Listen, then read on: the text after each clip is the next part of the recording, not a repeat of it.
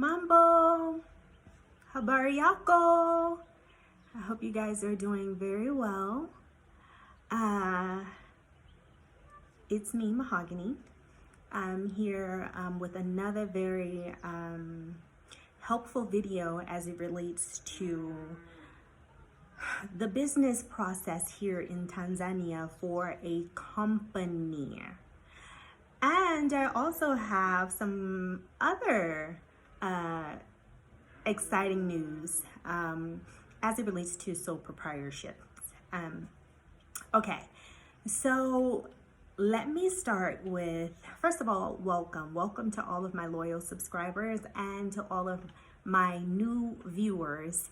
And if you have not subscribed, please do. Hit that subscribe button, and you guys please continue to like, share, and comment if you are enjoying my content, or whatever you want to express that will be helpful. It'll be well received as long as it's, of course, respectful.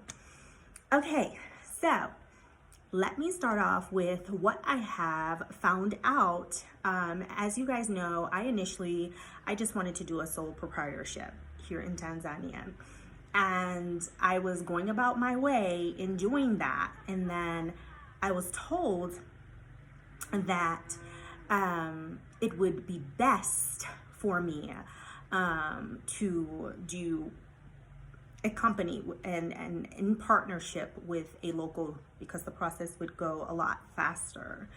I was initially told that there would have to be a petition for me to do a sole proprietorship. They said I could do it. And so given that advisement, I went ahead with the partnership. If I knew then what I know now, I would have definitely continued on my path to opening up my business, but just under a sole proprietorship. So the new information is you can open up a business just by using your name. So you can do a sole proprietorship, but you would use your name. The business would be under your name. And of course you would have to go and get your TIN number. And then, TRA will guide you through as it relates to the documentation that you would need to get that TIN under that sole proprietorship, okay?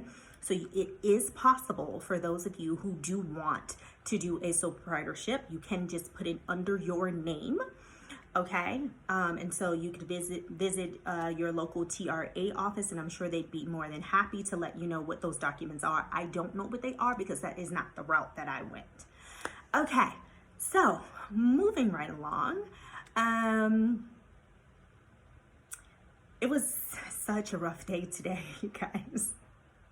It was such a rough day today. Okay, so last video I told you guys that I did get my business license, which I'm so grateful and I'm so excited about, and that was a smooth process. But dealing with TRA, it has been a process, okay? So yeah, I did get my TIN number for the business, but that's not it. As I mentioned in the last video, I was in need of a tax clearance certificate, okay? Why? Because if you are, there's, I'm sure, multiple reasons other than the reason that I am needing it. But if you are applying for residency, or any type of permit, work permit, you're going to have a tax clearance, especially if you're doing under Schedule A. I know for sure you will need a tax clearance certificate. That is one of the documents that you'll need to incorporate in your packet to go along with your application for your work permit / residence permit, okay?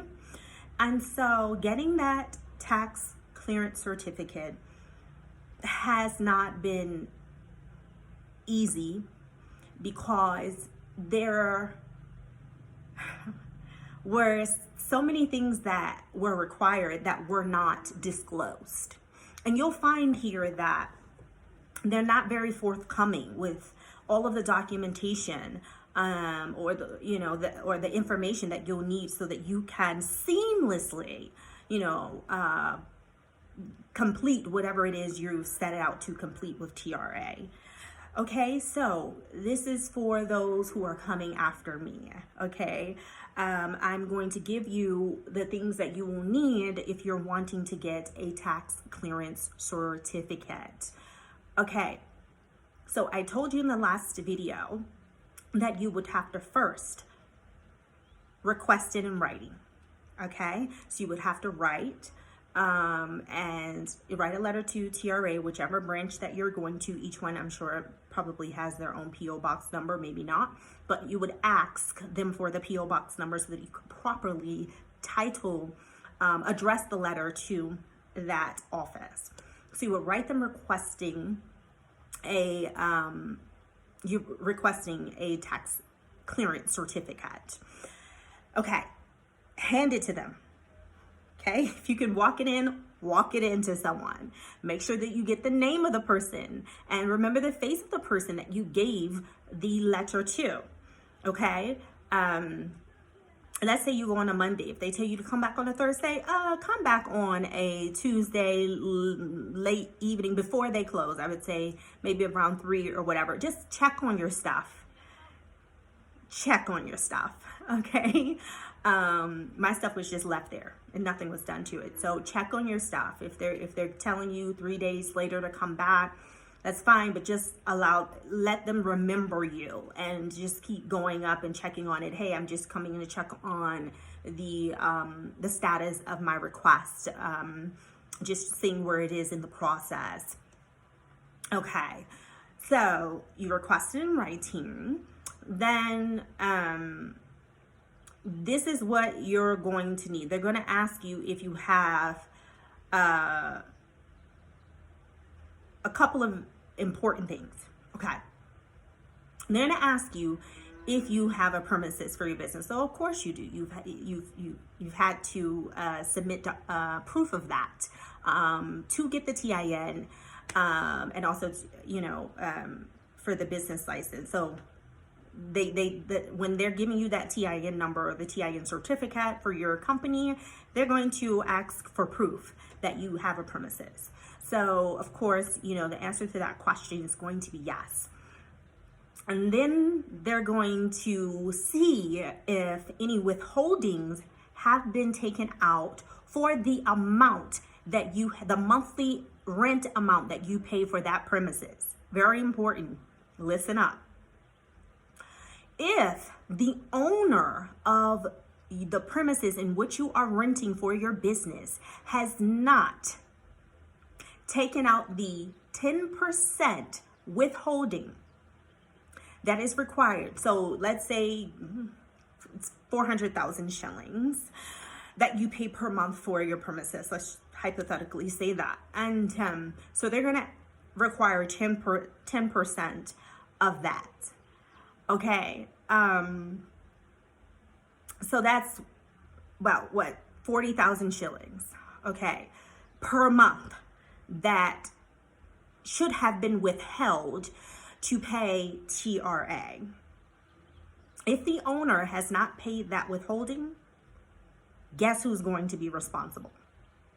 Yeah, you. Yeah. Okay, so be prepared for that. Make sure that when you are signing that contract with the owner of the premises that you bring that up and that you protect yourself in making sure that they will take care of that if you're going to be in need of a tax clearance certificate, because if they do not, you will be held responsible for paying that. Okay, so 10% of the monthly rent amount is supposed to be withheld. Okay, if the owner doesn't pay it, you're going to have to pay it. They're also going to they're going to request 1% of that monthly rent to take care of the duty stamp. Okay. So be prepared to pay 1%, okay, of that monthly amount, rent amount.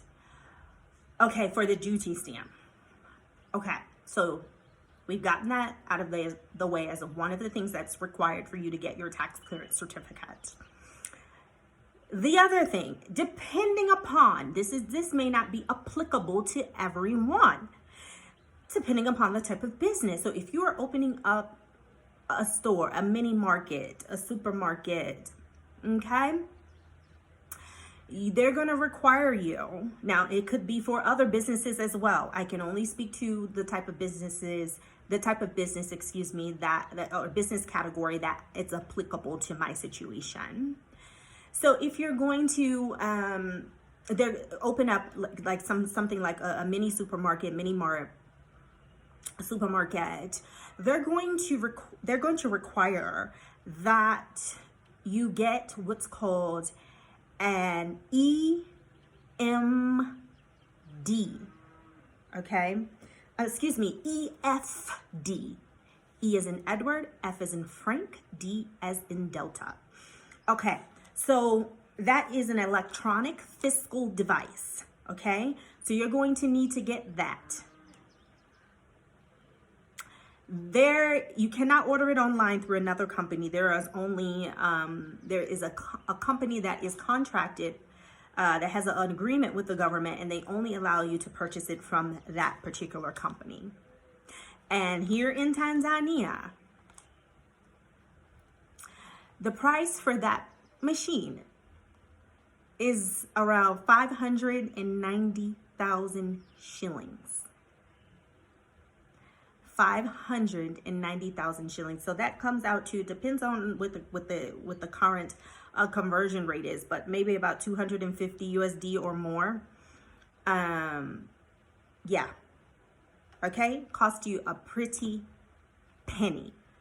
Okay, so you will have to convert the 590,000 shillings into USD. It's expensive.